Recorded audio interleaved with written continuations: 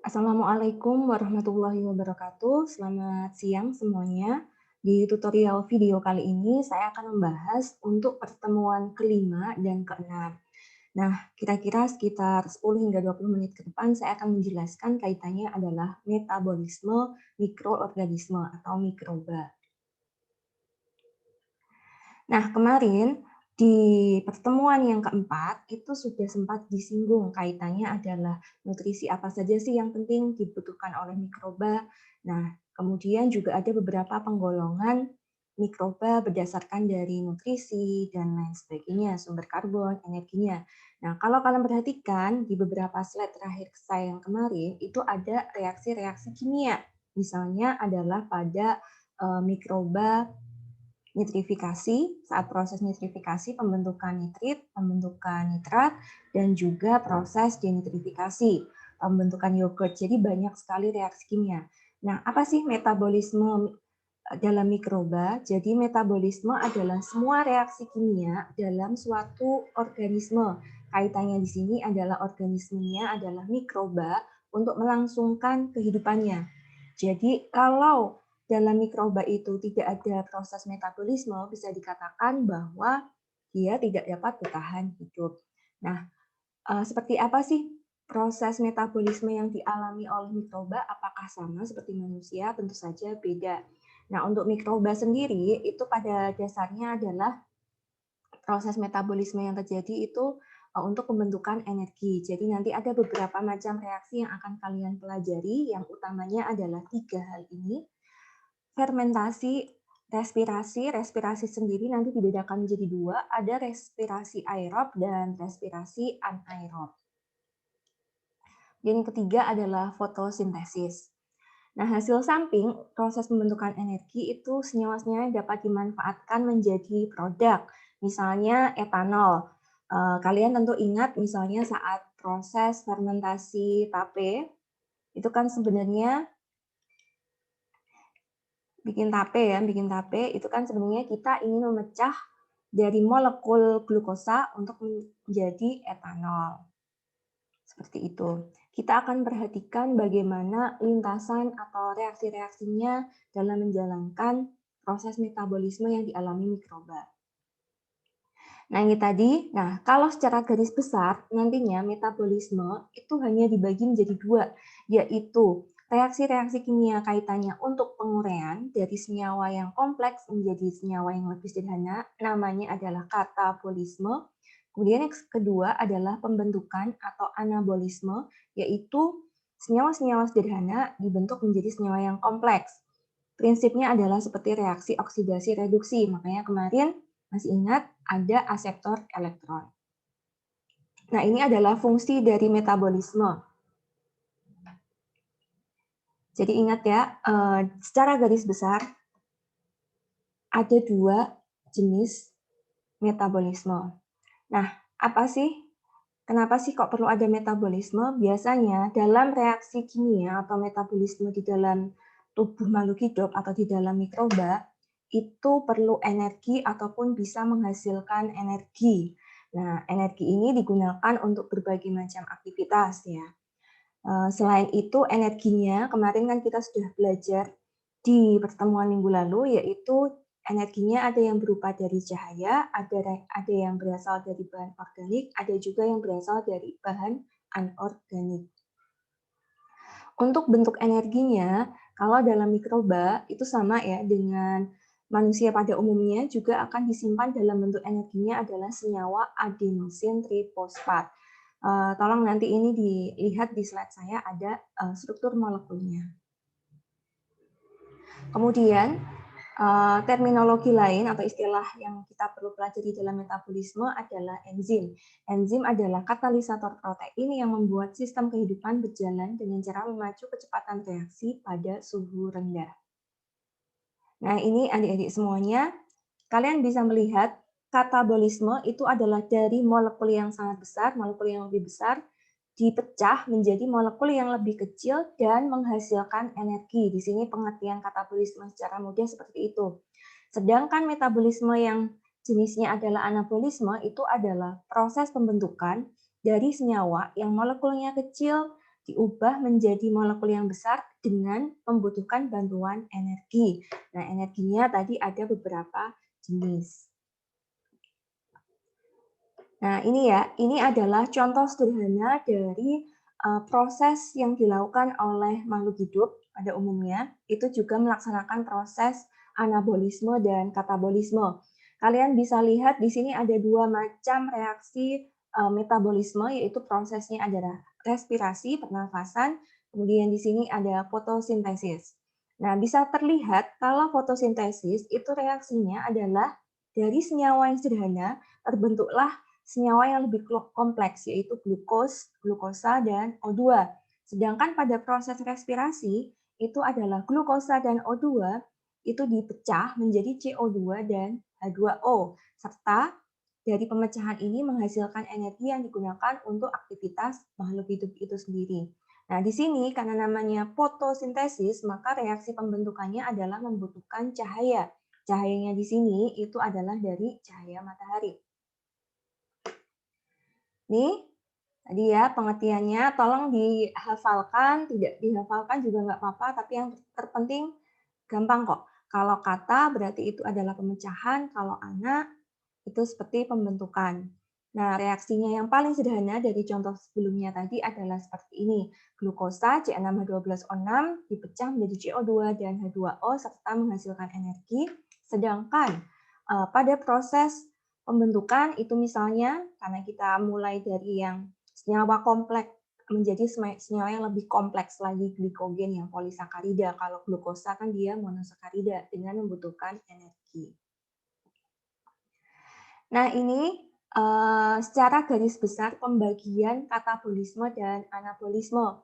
Jadi di sini anabolisme sendiri nanti dibedakan menjadi dua jenis. Ada fotosintesis, jadi sumber energinya dengan bantuan cahaya. Kalau yang satunya sumber energinya adalah dengan bantuan senyawa-senyawa dari senyawa organik atau senyawa anorganik menjadi molekul yang lebih kompleks. Di sini biasanya digunakan untuk pembentukan seperti ini, asam amino, gula, asam lemak, jadi ada karbohidrat, pembentukan protein, pembentukan lipid, dan lain sebagainya. Nah, sedangkan anabolisme dengan proses fotosintesis itu membutuhkan cahaya, nama reaksinya nanti adalah fosforilasi. Kemudian untuk katabolisme sendiri itu nanti akan lebih banyak pembahasannya, nutriennya kaitannya adalah karbohidrat untuk dipecah menjadi molekul yang lebih sederhana dengan menghasilkan energi. Begitu. Oke, ya, di sini mungkin ada yang tanya, oh ini ada ATP, ada ADP. Nanti senyawa ATP ini akan dipecah menjadi ADP atau adenosin difosfat, seperti itu digunakannya. Kita akan membahas satu persatu. Yang terpenting adalah konsepnya. Kalau anabolisme ada dua jenis dari sumber energinya, dari cahaya, yang satunya dari senyawa kimia. Nah, dalam melakukan proses metabolisme, misalnya kalian ketahui ya, reaksi fotosintesis yang paling sederhana atau reaksi fotosintesis seperti ini dulu aja misalnya. Kan kalian waktu SMA mungkin pernah belajar bahwa reaksi fotosintesis oleh tumbuhan itu kan CO2 plus H2 bisa menjadi C6H12O6. Benar ya? Nanti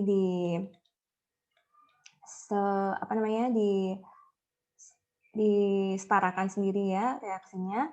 CO2 plus H2 menghasilkan C6H12O6 plus O2 dengan bantuan cahaya matahari, misalnya seperti ini.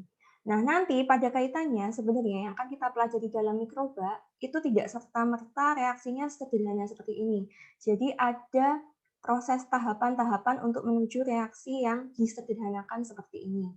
Nah, urutan lintasan metabolisme mikroba pada dasarnya itu mengikuti tiga hal ini. Ini biasanya digunakan, metabolisme mikroba yang digunakan untuk reaksi katabolisme atau yang pemecahan. Kalau di sini yang fotosintesis itu termasuk jenis proses yang anabolisme. Oke ya, nanti kita akan bagi outline-nya. Oh ya, sebentar. Di sini kalau kalian perhatikan, lintasan metabolisme mikroba untuk proses yang katabolisme itu dibagi 3. Yang pertama lintasannya adalah glikolisis, yang kedua adalah siklus Krebs atau TCA, tricarboxylic acid cycle, kemudian rantai respirasi atau rantai transfer elektron dan oksidatif fosforilasi. Seperti itu. Nah, ini adalah outline kita sebenarnya. Jadi kalau secara garis besar, metabolisme nanti akan dibagi 2 jenis, katabolisme dan anabolisme. Di mana katabolisme nanti kita akan membahas proses respirasi, baik aerob maupun anaerob, dan fermentasi. Bagaimana sih lintasan metabolisme di dalamnya. Kemudian untuk anabolisme, karena tadi ada 2 jenis ya sebenarnya, ada biosintesis. Di sini biosintesisnya adalah karbohidrat, lipid, protein, dan asam nukleat. Kemudian yang satunya adalah fotosintesis dengan bantuan cahaya. Di sini melibatkan reaksi cahaya dan reaksi gelap.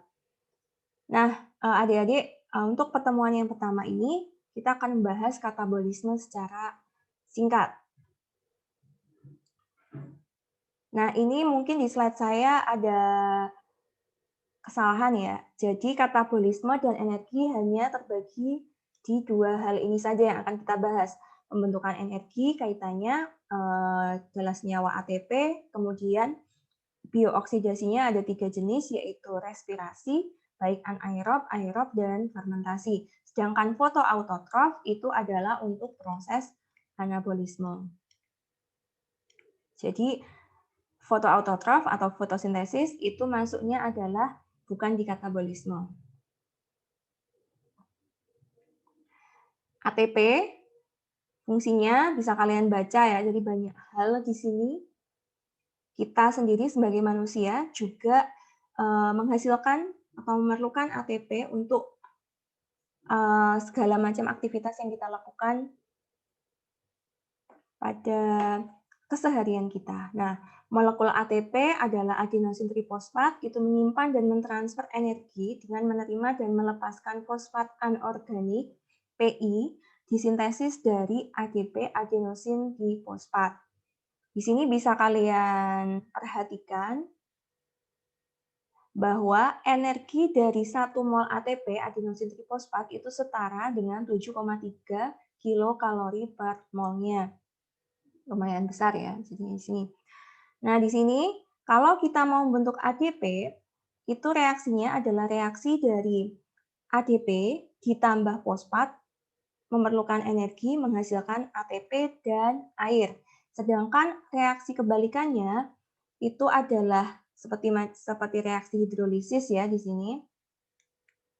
Penguraiannya di mana ATP plus air itu terurai menjadi ADP plus fosfat, sehingga terpisah antara fosfatnya yang jumlahnya adalah trifosfat menjadi difosfat. Seperti itu.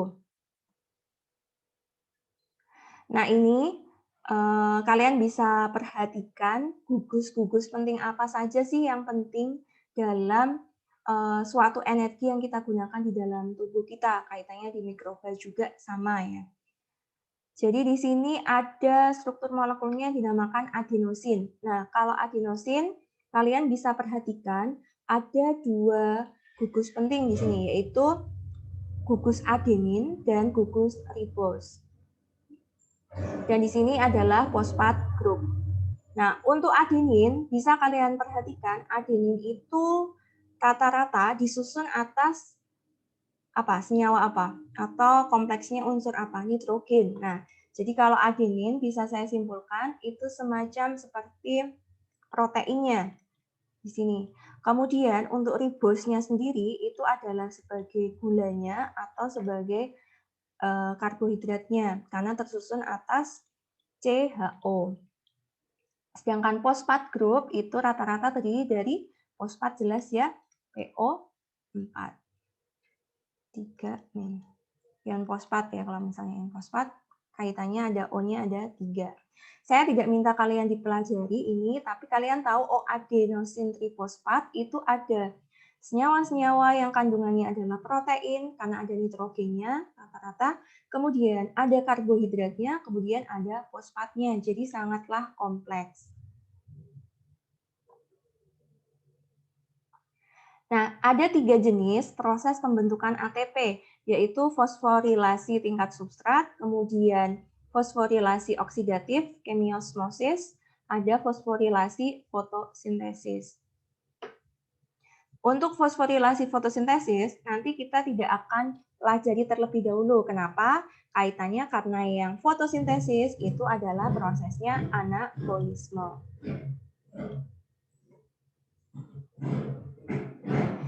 Oke, yang pertama adalah fosforilasi tingkat substrat. Di sini bisa kalian baca sendiri langsung ya saya ya. Jadi memang materi teknik bioproses itu sebenarnya bisa jadi mata kuliah tersendiri itu jurusan tersendiri pun bisa ya. Seperti saya kemarin cerita di UI itu teknik bioproses jurusan tersendiri. Saya akan singkat saja. Untuk fosforilasi tingkat substrat, ini poin pentingnya adalah contoh proses yang terjadi adalah namanya fermentasi.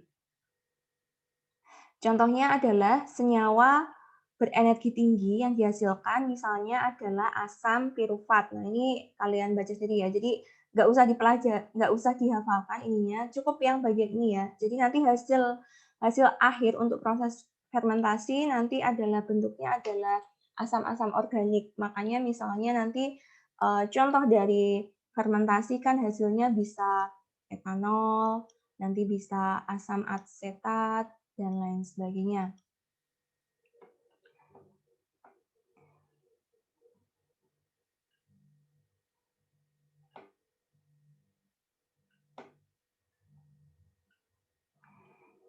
Nah, ini sekilasnya substrat berenergi tinggi, adik-adik. Jadi dengan reaksi seperti ini menghasilkan fosfogliserat di sini dan menghasilkan ATP. Nah, di sini ada 2 tahap. Yang pertama adalah tahap glikolisis dan tahap siklus Krebs. Tadi ingat ya, lintasan mikroorganisme.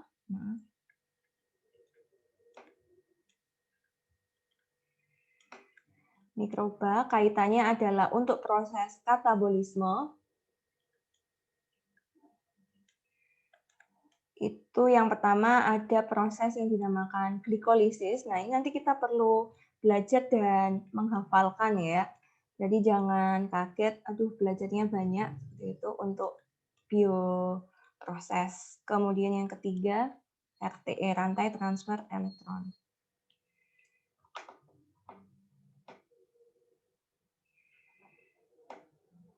Nah, ini jadi kalian perhatikan, kalau yang namanya katabolisme, tadi kan seperti reaksi sederhananya adalah di fermentasi pembuatan tape ya. Kalian tahu C6H12O6, biasanya kalau di fermentasi dia reaksinya adalah anaerob, sehingga di sini menghasilkan etanol C2H5OH dan gas. Gas apa ini di sini? Atau cuma C2H5OH? Oke. Gas CO2 seingat saya ya. Dan ini reaksinya setara, C2H5OH, 12-nya udah, 2, setara ya, 2CO2. Nah, ini adalah proses fermentasi pada singkong misalnya, atau fermentasi di gula glukosa dengan ragi. Bantuannya misalnya adalah ragi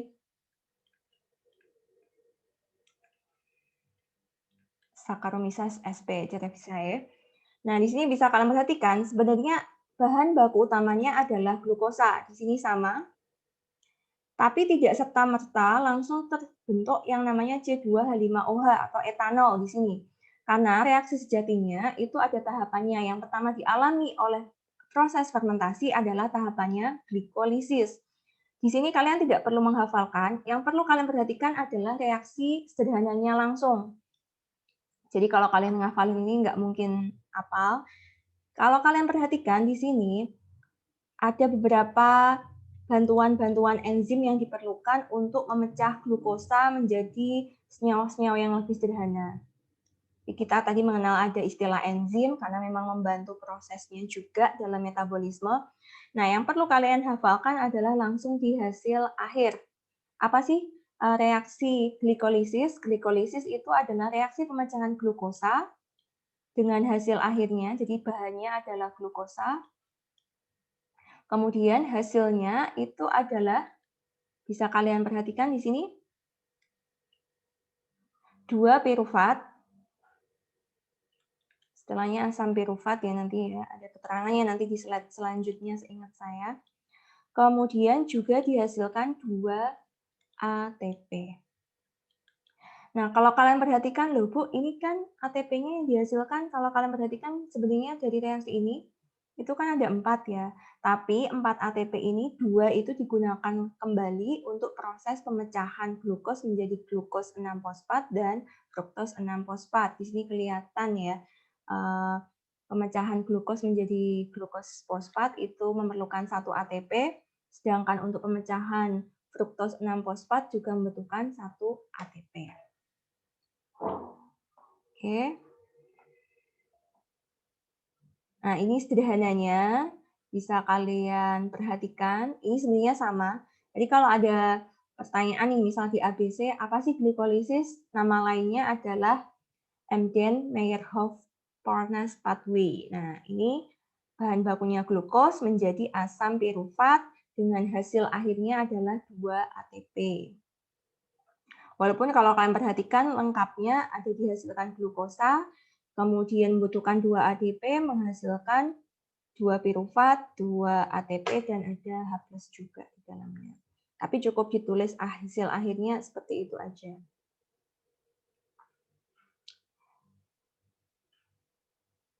Nah ini glikolisis kita ulangi lagi ya. Prosesnya melibatkan banyak enzim. Tadi kalian sudah tahu ya,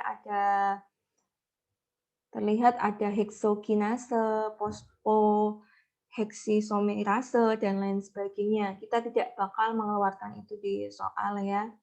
Yang penting kalian ketahui adalah hasil akhirnya adalah asam pirufat, produknya. Prosesnya anaerob, di mana pirufat nanti bisa diubah. Jadi dia semacam senyawa yang masih bisa diubah kembali menjadi asam-asam organik yang tadi saya ceritakan, misalnya menjadi asam laktat, etanol, butanol, asam asetat.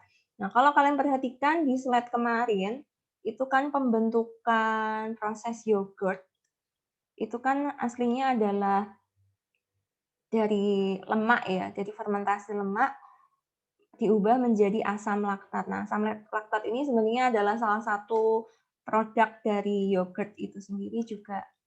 Hasilnya pasti ada asam laktatnya.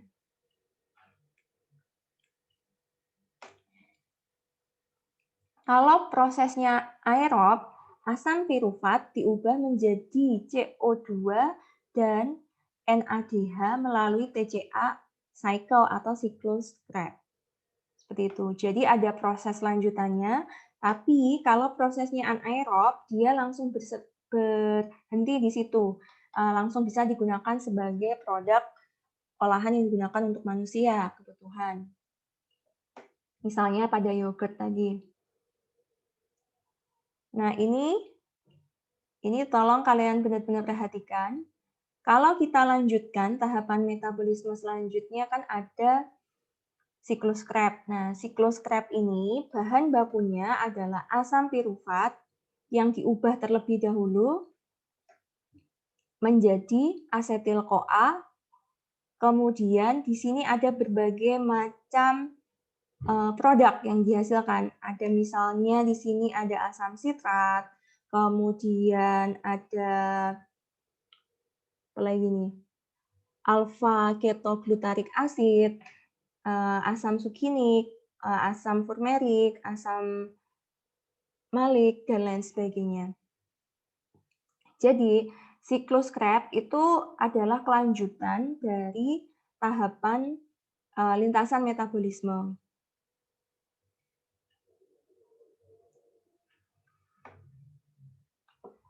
Di sini yang perlu kalian perhatikan adalah dari asam pirofat itu dehidrogenasi menjadi asetil-CoA. Reaksinya adalah seperti ini. Jadi yang saya di sini sudah memberikan, tidak perlu dihafalin ya. Jadi yang reaksi ada dua reaksi utama untuk di siklus Krebs. Yang pertama adalah asam pirufat menjadi aktifkan terlebih dahulu sehingga menjadi asetil-CoA. Kemudian reaksi yang kedua adalah asetil-CoA dipecah menjadi CO2. Yang kaitannya misalnya dilanjutkan digunakan untuk kondisi yang aerob.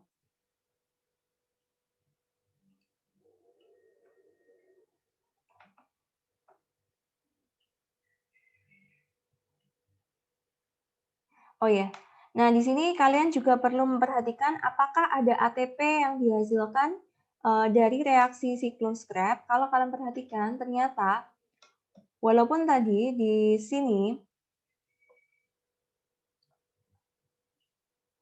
oh di sini nggak pakai. Jadi di siklus Krebs dia tidak membutuhkan ATP ataupun ada di sini, maaf, ada hasil ATP yang dihasilkan di siklus Krebs.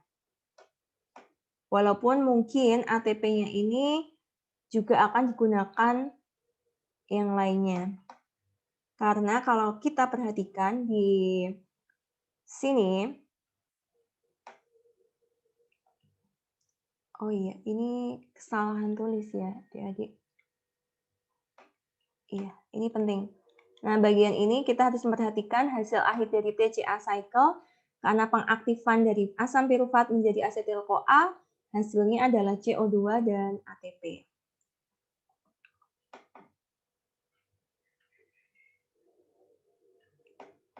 Kemudian fosforilasi oksidatif atau chemiosmosis itu terjadi, namanya juga adalah mengalami proses membutuhkan oksigen kaitannya, berarti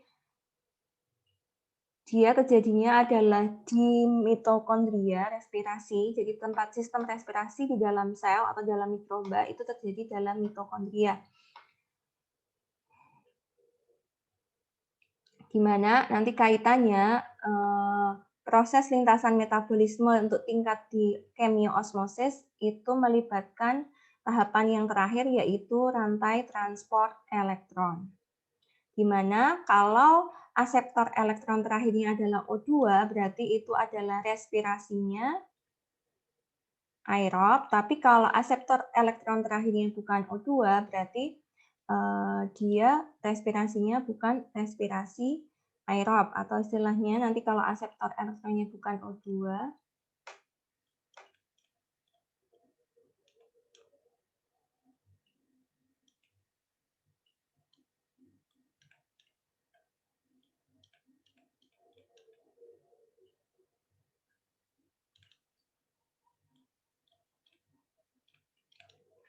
oke ya, mohon maaf ya jika agak sedikit lama penjelasannya. Kemudian di sini ada senyawa-senyawa pembawa elektron, tadi mungkin juga sudah disinggung sedikit. Ada NADH, ada FADH2. Di sini NADH dan FADH digunakan untuk sintesis ATP dan ADP. Dan bisa kalian perhatikan senyawa NADH dan FADH2 itu digunakan untuk kaitannya di lintasan metabolisme, di glikolisis, di siklus Krebs, di pengubahan pirufat menjadi asetil-CoA, pengaktifannya, kemudian metabolisme asam lemak. Terakhir yang RTE, ini adalah tahap akhir respirasi sel di mana energinya ditransfer dan disimpan pada ATP. Di sini nanti reaksi untuk rantai transfer elektron itu sangatlah panjang. Dan nanti kaitannya kalian tidak perlu menghafalkan sama senyawa-senyawanya apa, cukup tahu, oh bahan bakunya tuh apa sih, kemudian aseptornya tuh apa sih, kemudian hasil akhirnya tuh apa. Di sini yang perlu kalian perhatikan, lokasi terjadinya rantai transfer elektron itu kalau untuk sel eukariotik itu di mitokondria, eukariotik masih ingat memiliki membran inti, prokariotik itu di sitoplasma karena dia tidak memiliki membran inti dan sel prokariotik itu sangatlah sederhana sekali bentuknya, sel tunggal. Nah, ini adalah reaksinya ada di dalam mitokondria. Kita lewati dulu ya. Dan kalau kalian perhatikan, di sini banyak melibatkan senyawa NADH, ada FADH2, kemudian ada reaksi oksidasi reduksi, ada pelepasan H+, kemudian ada yang jadi membutuhkan H+ mungkin ditangkap juga, dan lain sebagainya. Seperti itu. Itu terjadi di dalam mitokondria.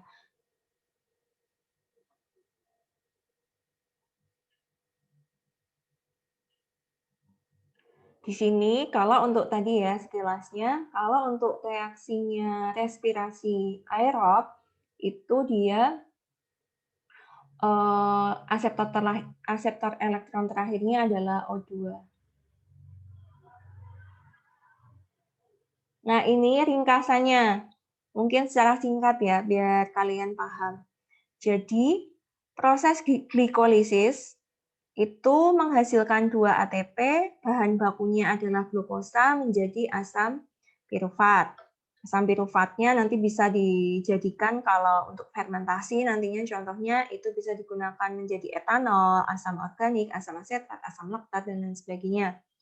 Kemudian untuk tahapan siklus Krebs cycle itu bahan bakunya dari asam pirufat, kemudian diaktifkan dulu ya menjadi asetil-CoA, kemudian melalui siklus Krebs. Di sini hasil akhirnya adalah CO2, kalau nggak salah ya tadi ya CO2, kemudian dihasilkan energinya sebanyak 2 ATP. Nanti coba dicek di siklus Krebs di slide saya tadi apakah ada 2 ya ternyata. Nah, kemudian untuk yang reaksi ketiga itu adalah rantai transfer elektron.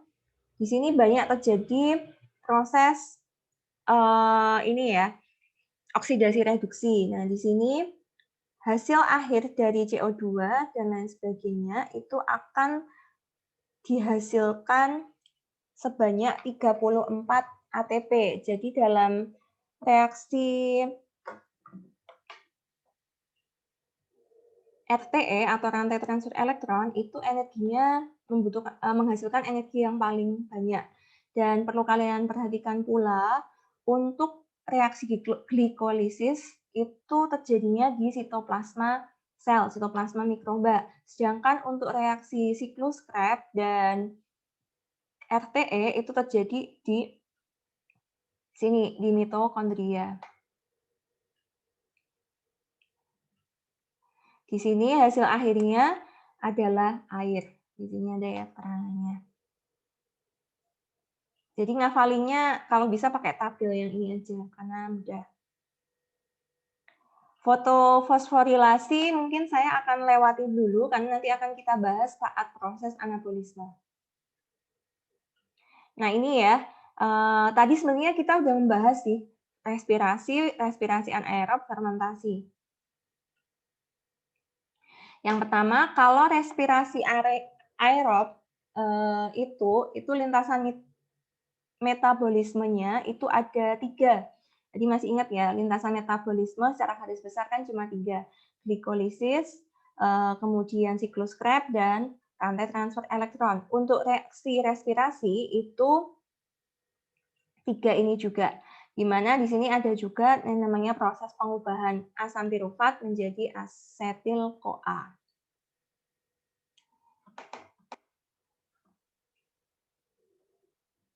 Ini reaksinya. Kemudian bisa kalian perhatikan hasil akhir untuk respirasi aerobik itu hasilnya adalah jumlah energi yang dihasilkan adalah 38 ATP. Kemudian yang anaerob itu adalah sama, jadi sama seperti aerob, lintasannya juga sama. glikolisis, ada konversi dari pirufat, pengaktifan pirufat menjadi asetil-CoA, kemudian siklus Krebs, dan rantai transfer elektron. Tapi di sini yang perlu kalian perhatikan adalah aseptor elektronnya tidak menggunakan O2, sehingga hasil akhirnya bukan lagi H2O, adik-adik semuanya. Tergantung dari aseptor elektron di setiap mikroba kan macam-macam ya.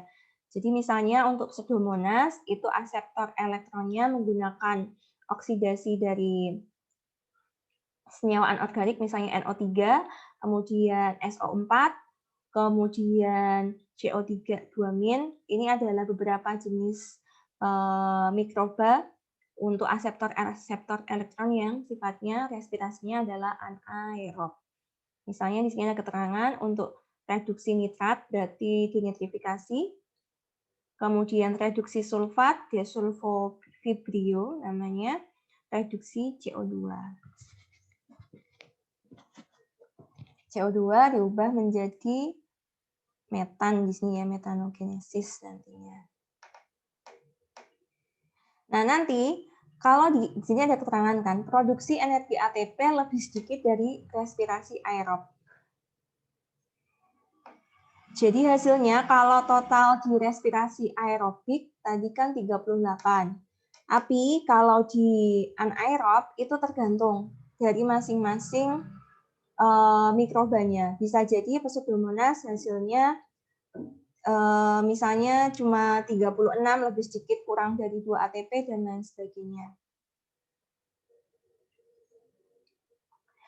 Nah, ini perbedaan respirasi aerob dan anaerob. Bisa kalian perhatikan, aerob itu jelas butuh O2 bebas untuk oksidasi makanannya. Kalau anaerob dia cukup dari senyawa anorganik tadi, aseptor elektronnya. Kemudian hasil akhirnya itu adalah 38 ATP. 38 ATP itu adalah total ya. Jadi total di sini adalah maksudnya total dari 3 lintasan tadi, dari glikolisis. Glikolisis kan ada 2 ATP, kemudian siklus Krebs ada 2 ATP juga, kemudian di RTE-nya, rantai transfer elektronnya dihasilkan 34, sehingga hasilnya adalah 38 ATP. Kalau anaerob, itu hasilnya lebih sedikit dan keterangan di sini adalah menghasilkan 2 ATP dari tiap-tiap tahapannya. Minimal kalau saya bisa bilang untuk anaerob karena prosesnya sama, di glikolisis 2, kemudian di siklus Krebs juga 2, berarti 4 ATP, plus ditambah dari RTE ada 2 ATP di setiap tahapannya. Karena kan reaksi dari rantai transfer elektron itu kan bertahap ya, reaksi oksidasi reduksi elektronnya di situ.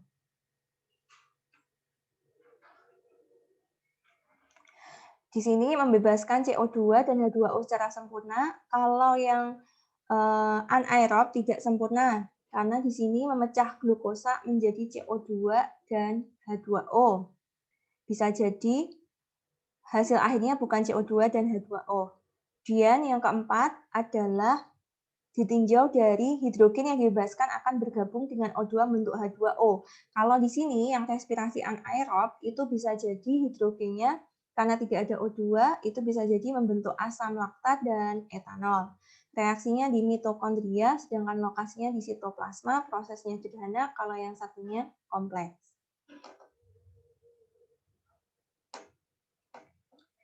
Ini contoh reaksi respirasi anaerob pada bakteri reduksi nitrat. Bisa kalian perhatikan reduksi nitrat di sini pakainya Pseudomonas. Reaksinya di sitoplasma dari senyawa NO3 nitrat, kemudian menangkap elektron dan H+, kemudian membentuk nitrit ya, NO2 ya. Hingga akhirnya terbentuk amonia. Di sini banyak sekali, harusnya ada keterangan ATP-nya ya, tapi di gambar saya tidak kelihatan.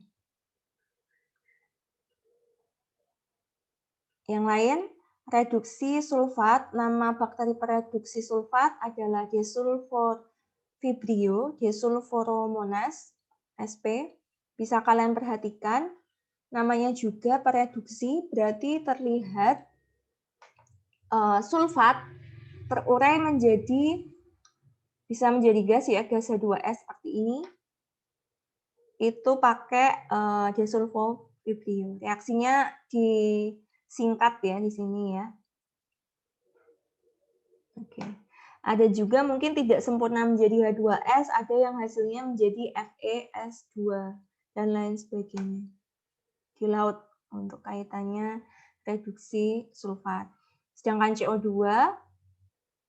itu bakterinya bakteri metanogenesis, di mana prosesnya adalah pembentukan metanococcus.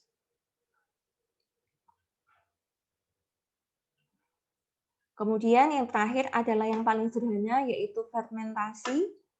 Jadi fermentasi berasal dari kata ini, artinya mendidih, oleh orang Prancis ya, mengamati buah anggur yang berubah menjadi wine anggur. Di sini maksudnya anggur minuman. Lintasan metabolismenya hanya satu, yaitu glikolisis. Jadi kalau ditanya fermentasi hasil akhirnya apa? Hasil akhirnya ya bisa macam-macamnya, yaitu karena hasil akhirnya adalah asam piruvatnya diubah menjadi asam organik, misalnya etanol, asam laktat, dan lain sebagainya, dengan hasil akhirnya adalah 2 ATP. Kemudian di sini dijelasin bahwa fermentasi tidak ada oksigen. Ini tolong kalian pelajari betul-betul, kalau bisa kalian cari reaksinya tuh gimana sih kalau untuk fermentasi glukos, kan menjadi glikolisis kan asam piruvat. Nah, asam piruvatnya kan bisa macam-macam ya dari bentuknya ya. Jadi hasil akhirnya itu bisa bentuknya adalah asam butirat, butanol, isopropil alkohol, aseton, CO2, produk dari asam piruvat semua ini sebenarnya turunannya. Kemudian asam piruvat yang lain jadi kok ini bisa beda-beda, di sini tergantung dari mikrobanya itu apa ya. Misalnya yang kemarin kita ingat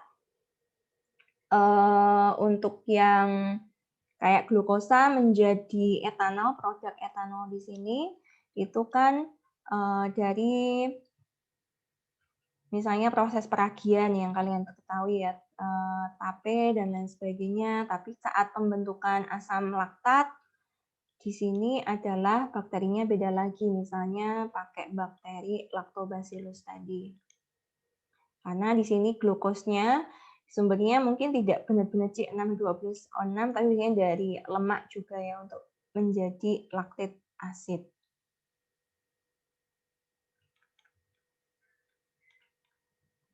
Nah, tolong kalian semua cari reaksinya itu seperti apa sih untuk bentuk butanidiol, asam propionat, nama bakterinya itu apa, dan lain sebagainya.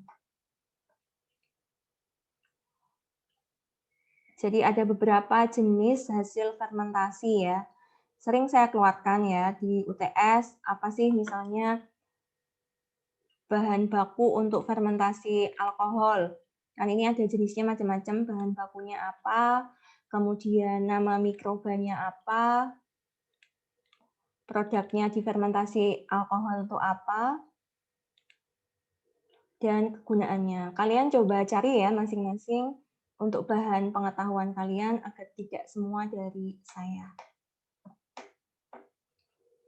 Nah, di sini ada sekilasnya sebenarnya dijelaskan. Tinggal kalian bikin rangkuman, oh kalau pembentukan asam propionat itu nama bakterinya atau nama mikrobanya adalah Propionibacterium. Tinggal kalian cari reaksinya itu seperti apa sih dari senyawa glukosa tadi kok bisa diubah menjadi asam propionat. Itu reaksinya seperti apa.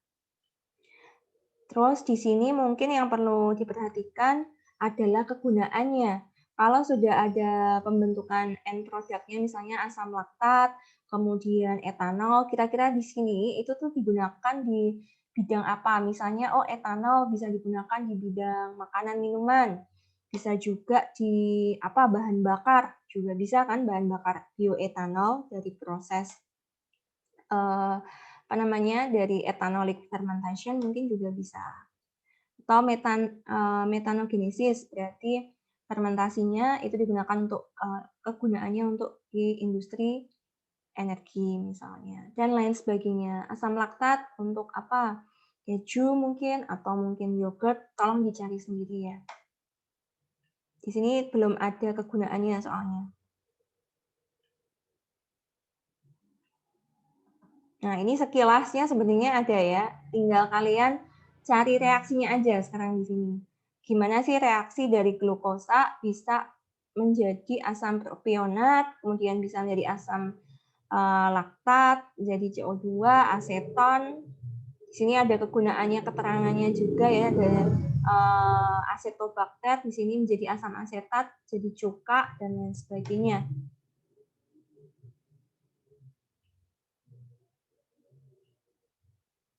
Oh, saya kasih reaksinya, ternyata bisa kalian pelajari sendiri ya. Tolong diperhatikan. Etanol juga ada. Mungkin kalau membuat fermentasi etanol tidak langsung yang ya, ini kalau udah bisa ya. Saya rasa kalian agak kesulitan kalau bikin dari asam pirufat. Saya nggak minta kalian ngafalin strukturnya asam pirufat. Ambil aja yang dari glukosa sederhananya kayak fermentasi tadi saya nulis, misal C6H12O6 menjadi 2C2H5OH plus CO2, misalnya seperti itu untuk etanol. Tinggal bagaimana pengubahannya kalau kaitannya sama asam laktat, kemudian kalau jadinya yang lain. Kebetulan di sini contoh yang ada reaksinya hanya 2, yaitu di asam laktat fermentation sama yang etanol fermentasi.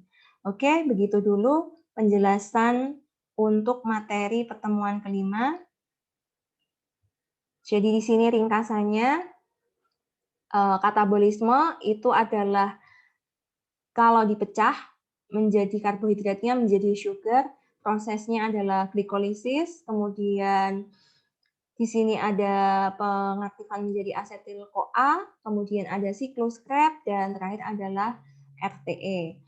Nah, kalau kalian perhatikan, untuk senyawa protein dan fat atau lemak, itu bahan bakunya yang digunakan. Kalau protein, pakainya adalah misalnya dipecah lagi menjadi asam aminonya, kalau fatnya itu yang dijadikannya adalah asam-asam lemaknya atau produk sampingnya yaitu gliserol. Kalau dari gliserol, prosesnya adalah pemecahan gliseraldehid menjadi asam pirufat langsung, masih dipecah lagi. Tapi kalau dari bahan bakunya adalah fatty acid, itu prosesnya langsung ke asetil-CoA melewati siklus Krebs dan RTE.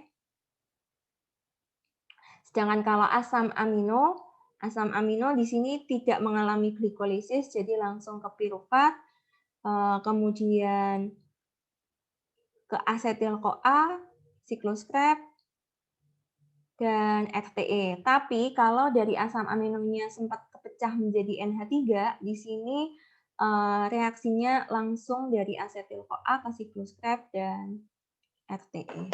Begitu pemahaman untuk katabolisme secara menyeluruh. Terima kasih. Assalamualaikum warahmatullahi wabarakatuh.